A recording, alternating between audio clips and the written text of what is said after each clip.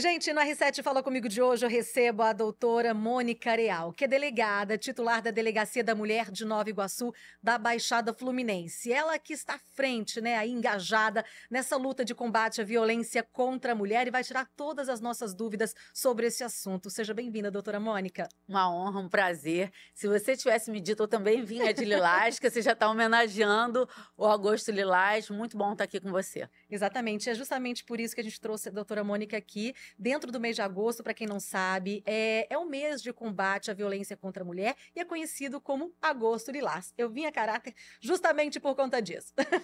Doutora Mônica, a gente já conhece a senhora, a gente está aí constantemente fazendo muitas matérias na tela da Record com a senhora. Muitas matérias de combate justamente de violência contra a mulher. A senhora é braba mesmo, isso ninguém tem dúvida. Agora, vamos explicar um pouquinho sobre o porquê desse mês Agosto Lilás. Porque a gente sabe que não só a senhora, mas todas as delegadas, né, nas 14 delegacias da mulher aqui do estado do Rio de Janeiro, elas estão em combate diário contra esse tipo de crime. Mas o mês de Agosto Lilás, isso é intensificado? Quais as ações dentro desse mês? Exatamente. É muito bom ter esses meses, essas comemorações, para mostrar para a sociedade que nós trabalhamos todos os dias e que a mulher vítima não está sozinha, que a pessoa que diz que não dá em nada, que não vale nada, medida protetiva não vale nada, não está falando a verdade, que é um desserviço que esse tipo de gente presta para as mulheres vítimas. Então, sempre é bom. Em março, né, nós temos também, né, o aniversário da lei e tudo, e agosto, novamente, outra parte de comemoração dos bons resultados que nós temos. E o que é feito dentro desse mês de diferente, né, do que acontece aí todos os dias? Existem operações que vocês fazem aí, especial, uma operação conjunta, na verdade, no estado inteiro, né? Sempre tem uma parte operacional, né? Mais prisões, mais cumprimentos de mandados. Tem essa parte, né, como a gente está aqui agora, para mostrar para as pessoas o que é a lei, o que a mulher pode fazer para se precaver, para se proteger. Então, a gente tem mais ações. Às vezes não tem nem horário, né? A gente tem uma agenda que parece assim de celebridade. Não, tem palestra aqui, tem palestra aqui. Muitas palestras em escolas, uma coisa que eu gosto muito, né, de Legal. lidar com adolescente. Eu tenho uma boa entrada com eles, eu tenho um vocabulário que eles prestam atenção. Então, a gente intensifica o que a gente faz no ano todo. É a conscientização, né, doutora? Porque, como a gente falou, não só as mulheres têm que se conscientizar disso, né? Homens, mulheres, adolescentes, porque às vezes o adolescente presencia situações, não sabe como agir, não sabe como portar e o conhecimento é sempre muito importante. Você falou agora, vou pegar um gancho.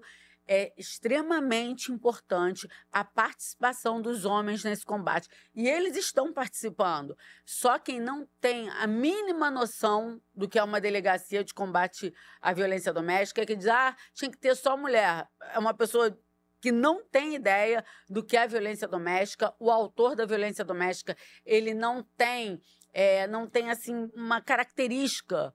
Ele pode ser um empresário, ele pode ser um traficante, ele pode ser um ladrão, ou seja, homens armados, homens violentos. Então, nós precisamos sim dos homens, porque obviamente que nós somos empoderadas, capazes, mas a força física de um homem e de uma mulher é diferente. Então, todos no combate à violência. É isso, doutora. E o nosso objetivo aqui, como a gente já falou, é conscientizar todas as pessoas. Por isso, essas pessoas que estão nos assistindo, eu gostaria que a senhora explicasse para elas os tipos de violência contra a mulher. Porque a violência contra a mulher, a violência doméstica, ela vai muito além da violência física. Queria que a senhora falasse um pouquinho sobre cada uma delas e explicasse o que configura cada uma delas. A violência moral, né, que consiste nas injúrias, na difamação, xingamentos, mentiras, né, sobre a conduta dessa mulher. A violência patrimonial, tipo, pega o salário da mulher, não dá o dinheiro que é dela para ela mesma, entendeu?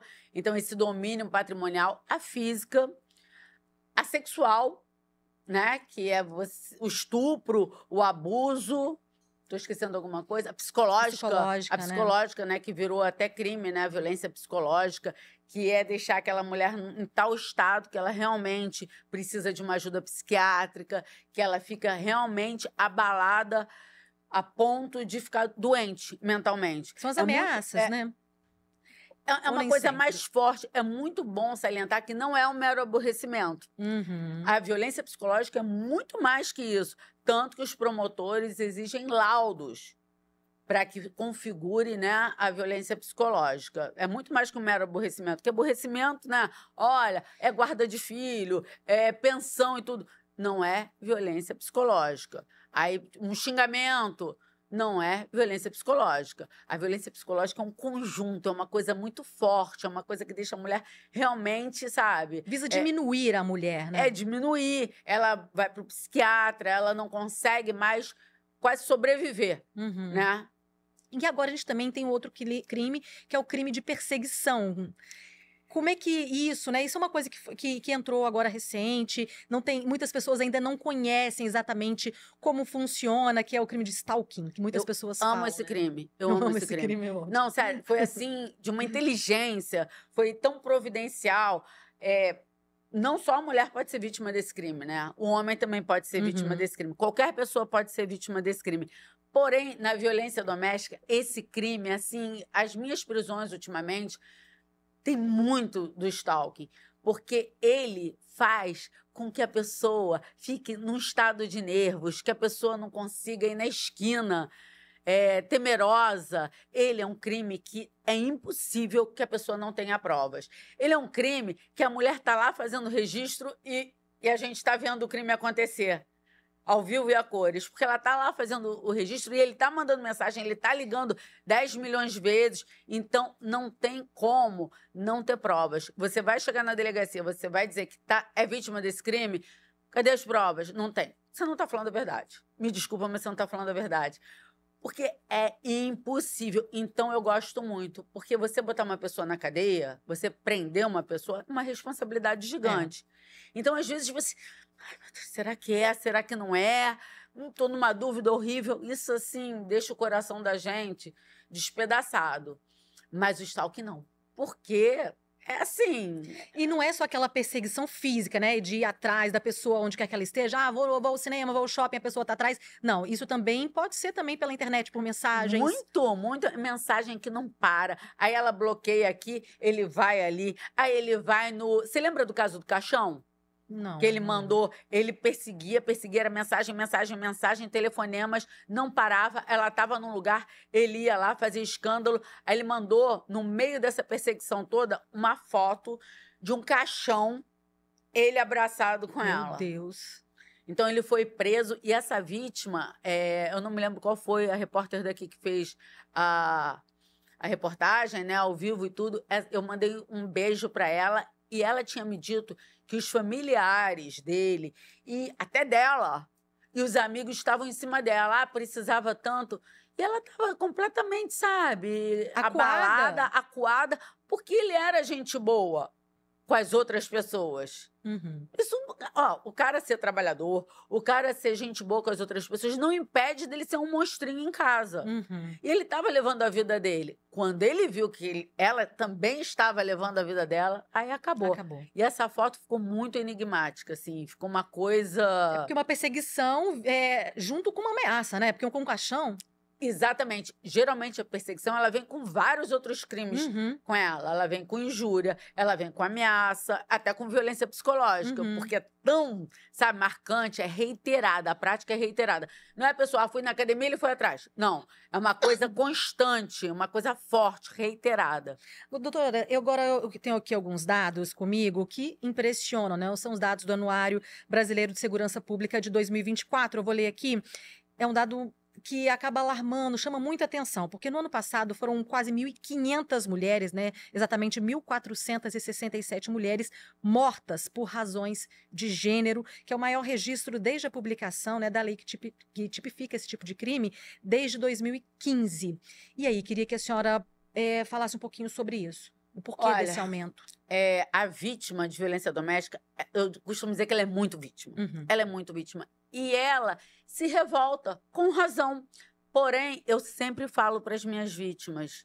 Falo minhas vítimas, né? Hoje em dia, várias não são mais vítimas, estão levando a sua vida. Ela tem que tomar muito cuidado. ela tem que fazer o exame de corpo de delito. E, às vezes, ela está cansada, ela está machucada e ela não quer ir. Ela tem que trocar os horários dela, ela tem que trocar até de estado. Aí ela fala, mas, doutora, eu sou a vítima, eu que vou ter que passar por isso tudo. Porque esse autor, ele sabe tudo dessa vítima. Ele sabe onde ela mora, ele sabe onde ela trabalha, ele sabe tudo, até o que ela pensa, ele conhece os familiares. Então, a polícia não é onipresente, o Ministério Público não é onipresente, o Judiciário também não. Quem vai proteger essa vítima? Ela também tem que se proteger. É uma fala que não é muito popular, talvez muita gente não goste de escutar, não tem problema. Eu preciso salvar a vida dessa mulher. Teve um caso muito forte de um policial que matou uma outra policial na volta do trabalho dela. E ele ainda vai falar para ela, eu vou agora na sua casa matar seus filhos. Meu Deus. Ele sabe tudo dela. Ele sabia a hora que ela saía do trabalho, ele sabe onde ela mora, onde os filhos dela estão. Então, realmente, ela tem que tomar muito cuidado. Porque, como eu disse, não tem característica. Ele não é o bandido convencional. Então, às vezes, ele é um policial, um médico, um advogado, uma pessoa acima de qualquer suspeita, mas ele vai matar. A juíza. Eu ia falar isso agora. Eu sempre falo da juíza, com segurança. Uhum. Aí, as filhas, tadinhas. Papai não é um monstro, papai não é um monstro. Olha o monstro na cabeça dessas crianças, dessas adolescentes. Ela vai, não precisa de segurança. Eu ia falar exatamente sobre esse caso da juíza, porque a senhora acabou de citar aí 2 policiais. Temos aí o caso da juíza, o que mostra, mais uma vez, que a violência doméstica, a violência contra a mulher, ela não tem classe social, ela não tem cor, não tem, né, enfim, não escolhe a pessoa, né? Basta que esse homem, enfim, tem aquele desvio de caráter, né? Na verdade é isso. Seja um criminoso mesmo. Uhum. E olha, tô deixando bem claro, não estou culpando a vítima, mas estou falando o que é assim, né? Ela dispensa os seguranças. Tadinha, olha isso. Porque os filhos, né, sendo manipulados por esse homem, fazem com que ela dispense segurança. E não precisa arma de fogo. Violência doméstica é tão cruel que não precisa de uma arma de fogo. Verdade. Eles nem gostam, né? Porque é uma diferença, geralmente, no feminicídio, cortar o cabelo, facada na cabeça, no rosto. Ele quer tirar o brilho daquela mulher. Não basta matar. Tem que acabar com aquele brilho. Para que outros percam o interesse, né? Porque é o que a gente mostra muito.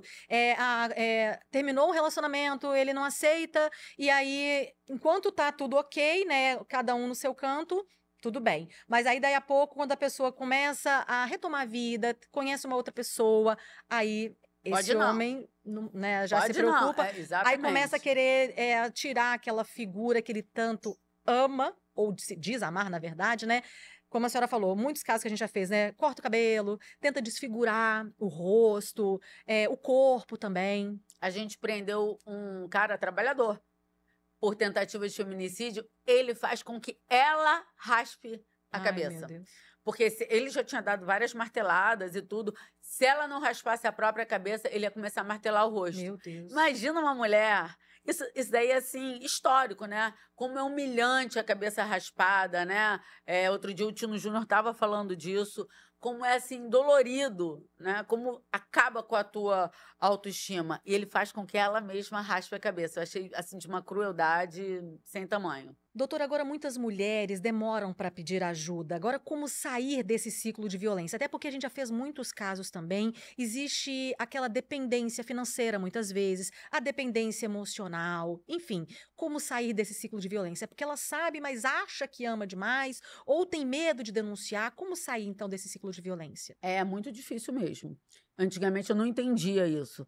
Às vezes, na época, né, que eu estava até em outra delegacia, a gente prendia o autor, a mulher estava toda machucada e no dia seguinte ela estava lá para pagar a fiança, para saber dele, eu ficava para morrer. Mas tem muita coisa envolvida, né? Tem filhos, como eu falei dessa vítima, ela apareceu até lá na delegacia, falou comigo. É muito importante a tal rede que a gente tanto fala.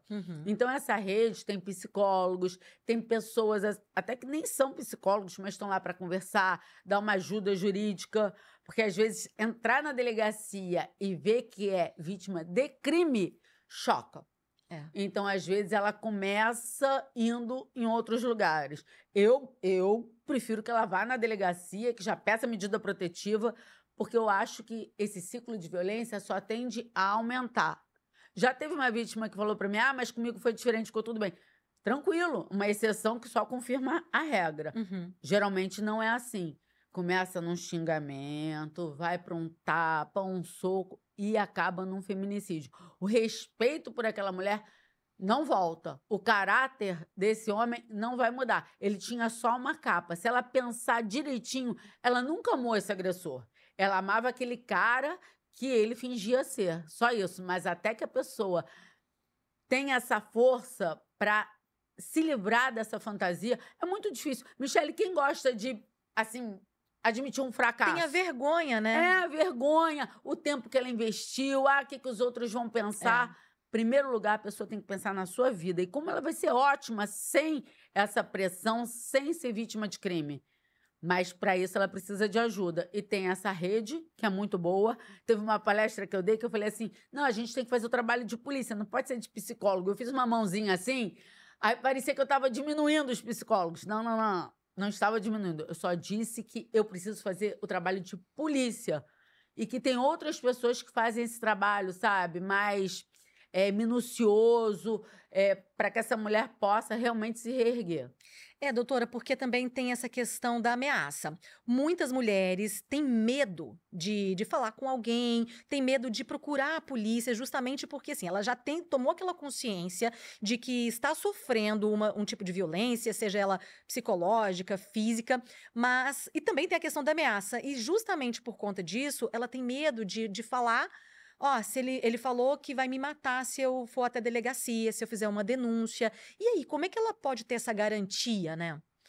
Olha só, mas, assim, um grande número desses feminicídios que estão aí, a vítima não tinha ido à delegacia. E foi o que eu te falei, a gente não está aqui conversando para mentir para essa mulher. A polícia não vai estar o tempo todo do lado dela. A medida protetiva vale sim, mas ela tem que se cuidar. Ela tem que, sair da zona de foco desse agressor, porque não tem prisão perpétua. Eu acredito muito na prisão. Eu acredito mesmo, tanto que eu prendo mesmo, porque eu acho que não tem como um agressor sair das grades e ir lá matar essa mulher. Que eu saiba, não tem como. Se ele sai em espírito, realmente não tem como. Então, eu acredito que o trabalho da polícia é, sim, prender esse agressor. E quando essa mulher ainda está dentro desse relacionamento, às vezes esse agressor está dentro da casa dela. Como sair dessa ameaça? Eu não posso sair daqui, ele está me vigiando, ele está vendo todos os meus passos. Como fazer essa denúncia? Às vezes, né, eu ia até... Vamos supor que ela não tem essa coragem, mas entra aquele velho ditado, né? Em briga de marido e mulher, se mete a colher? Muita coisa, né? Muita coisa. Eu falo que um vizinho salva a vida de uma vítima tranquilamente com os berros, chamando a polícia militar. Aí me falam, né, nas palestras, mas doutora, a polícia foi lá e não fez nada. Não é assim. Porque a gente precisa dessa vítima. E às vezes a polícia chega lá, não tá acontecendo, não. Às vezes chega na delegacia com a polícia, não, eu caí, escorreguei, não sei o que, daí a gente bota lá, porque a gente precisa que ela fale. Se não falar, não tem como fazer nada. Como que a gente vai fazer? A menos que, por exemplo, eu estou vendo uma mulher apanhando na rua. É ação penal pública incondicionada à lesão corporal. Posso ir lá e prender a pessoa. Mas se alguém me denuncia que está havendo uma agressão e ela diz que é mentira... Não tem como fazer nada. Não tem como fazer nada. E, por exemplo, se o vizinho não presenciar, né, visualmente falando, mas se gravar, por exemplo. Aí tem como fazer alguma coisa, ainda que a vítima negue. Ainda que a vítima negue. Ameaça, não. Ameaça, injúria, isso aí ficou a cargo da mulher querer ou não querer fazer. Mas a lesão corporal, não. E tem gente que critica. Mas isso tira a autonomia da mulher. Mas, peraí, essa mulher não está num ciclo de violência? Ela não está bem, certo? Certo. Então, ela não está com a autonomia total. Então, o Estado vai se meter nessa hora na vida dela.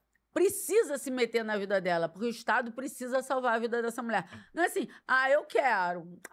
Eu tô com vontade de salvar a vida dela. Não, eu tenho que salvar. Tanto profissionalmente, como de forma moral, eu preciso salvar a vida dessa mulher, mesmo contra a vontade dela. E justamente a demora, né, em fazer essa denúncia, às vezes a gente já cansou de mostrar isso, né? Muitas vezes acaba ficando tarde demais. Sim, tarde demais. O silêncio só vai beneficiar o agressor. Uhum. Só porque ele vai crescendo. Vai crescendo. Isso daí é fato. Não tem nem dúvida. Ela tem medo, mas ela precisa vencer mais esse medo. Como eu falei, a vítima de violência doméstica, ela é muito vítima. Ela é muito vítima. É assim, sabe, é difícil. Eu tive uma vítima que hoje em dia ela dá palestra, ela está maravilhosa e tal. Ela ficou em cárcere privado 8 anos. Nossa. O cárcere privado dela era muito interessante. Ela conseguiu por um bilhete, chegou na delegacia, a gente levou fé naquele bilhete estranhíssimo e ela estava em cárcere privado. Por quê? Ela não estava acorrentada dentro de casa. Uhum. Embora tivesse grades na janela e tudo. Ela falava com a família, com ele do lado. Ela saía pela rua com ele do lado e ameaçando. Quando ele foi preso, ela tentava justificar. Ela dizia que ele...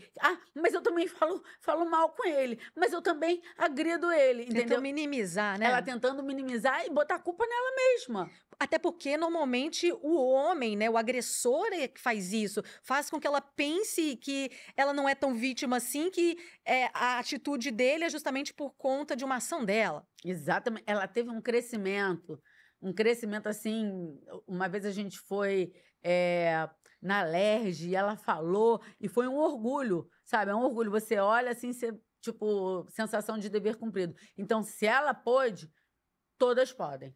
Agora, doutora, existe um canal para se fazer essa denúncia? Por exemplo, um familiar, um vizinho que tem esse conhecimento, que a mulher está sendo vítima de algum tipo de violência doméstica. Tem algum canal que essa pessoa pode fazer isso? Tem 190, tem 180, mas eu sempre falo que as histórias de maior sucesso, as histórias que as mulheres, sabe, tiveram uma resposta imediata, são as histórias que elas foram realmente até a delegacia, são as histórias que elas levaram provas, porque... Pode falar. É isso que eu ia perguntar, precisa ter provas ou só a denúncia é o bastante? Vamos assim, explicar bem. O juiz, ele não é um mau. A justiça não é. Uhum. Só que tem um processo, certo? Esse processo, esse agressor vai ter um defensor. Se você não tiver provas, no final tem um princípio de processo penal que se chama indúbio pro réu. Ou seja, na dúvida, absolve-se o réu. Se tem dúvida, se não tem prova nenhuma, se aquelas agressões, você não foi fazer o exame de corpo de delito, aquelas agressões já não existem mais, não tem uma filmagem e tudo, no final, não é que o juiz seja mau, que ele não ligue para a vítima, mas ele vai acabar absolvendo o réu. Você está dando... É uma guerra.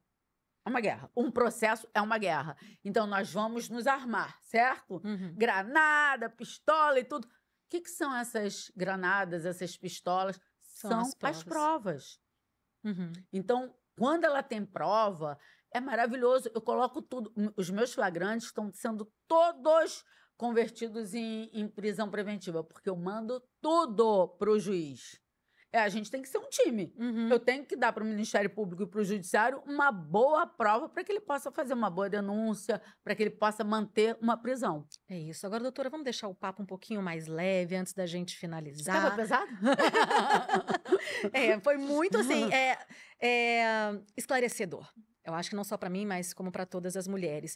Agora, doutora, eu queria falar um pouquinho da senhora, da sua vida pessoal, porque a gente já vê que a senhora é super engajada nessa causa que é muito importante, que é essa luta, né, de combate à violência contra a mulher.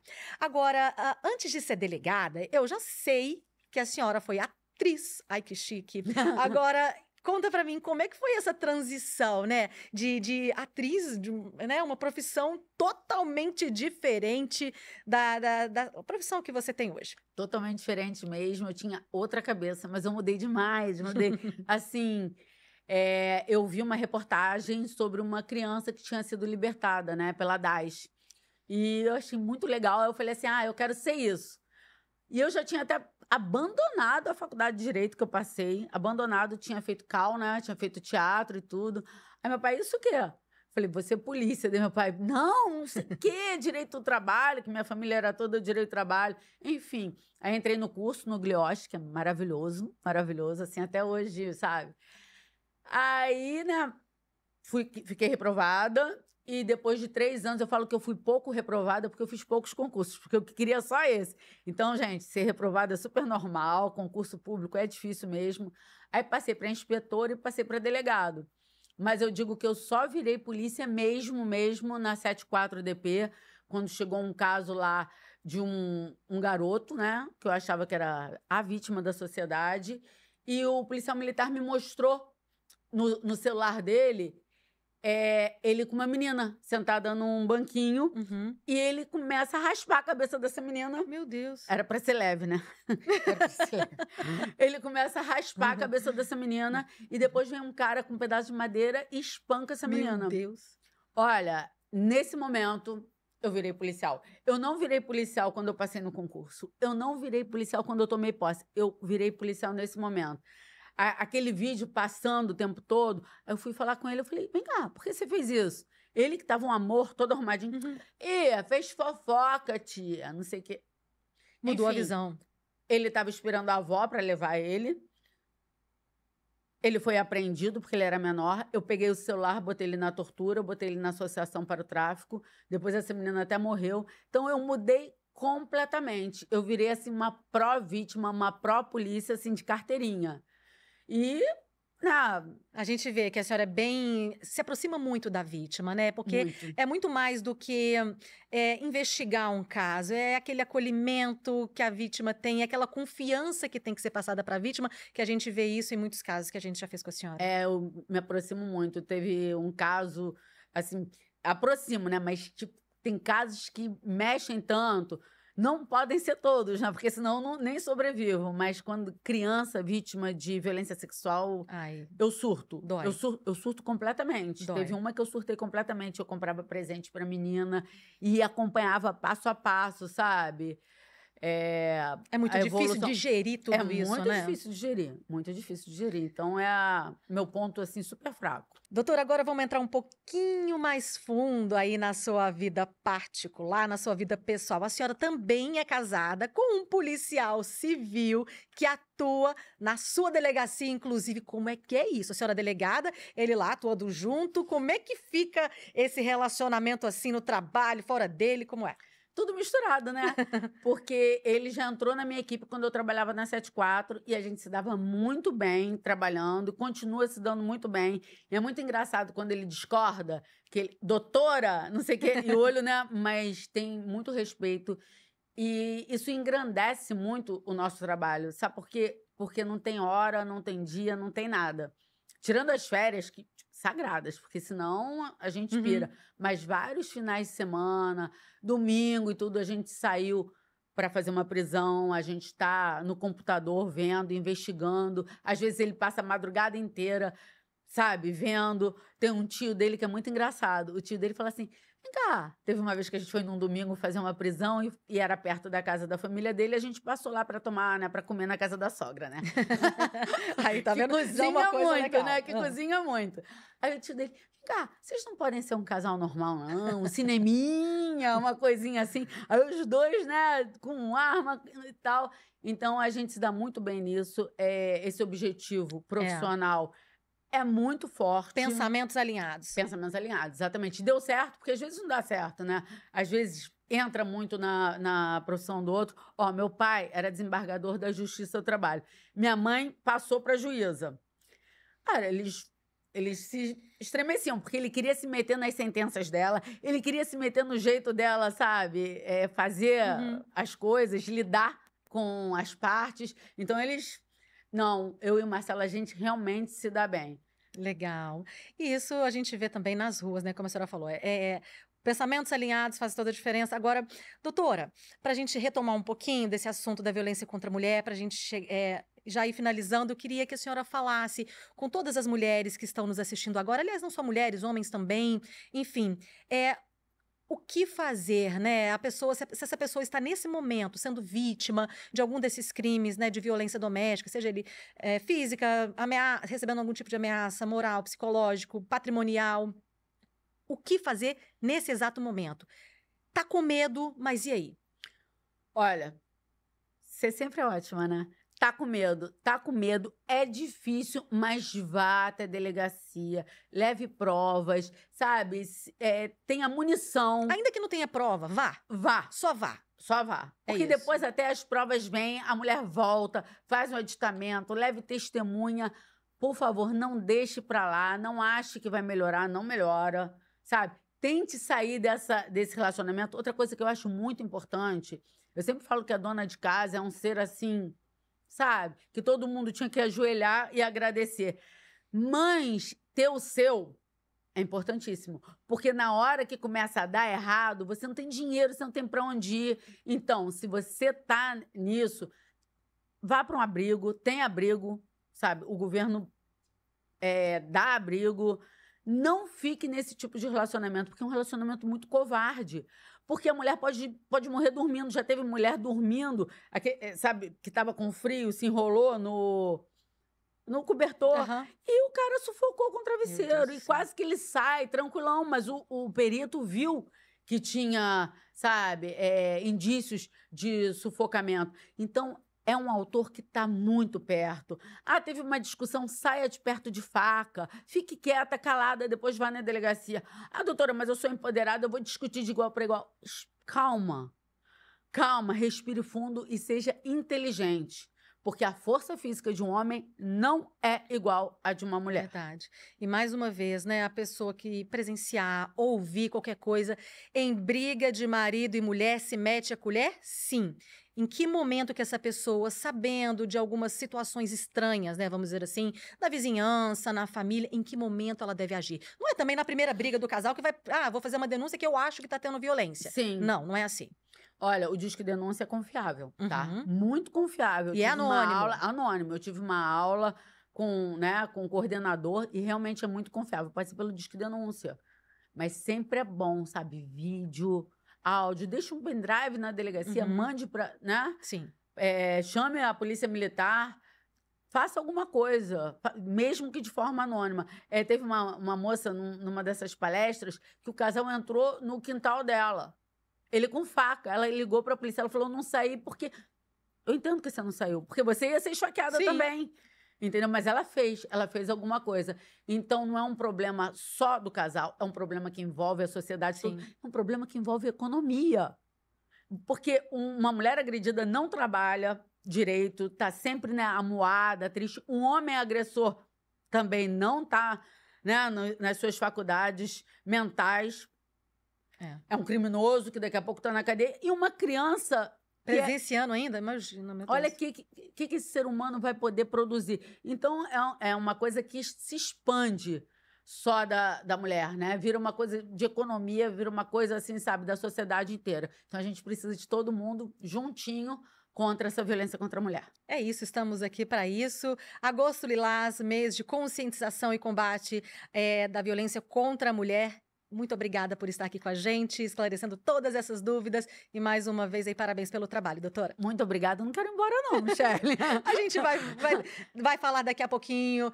Nas reportagens da Record, a gente está sempre com a senhora. Juntas, sempre. E o papo, com certeza, vai fluir muito mais daqui a pouquinho. Muito obrigada a você. Muito Seja obrigada, sempre bem-vinda. Obrigadíssima. Obrigada. E a você que esteve aqui com a gente, muito obrigada pela companhia. A gente espera na próxima. Tchau, tchau.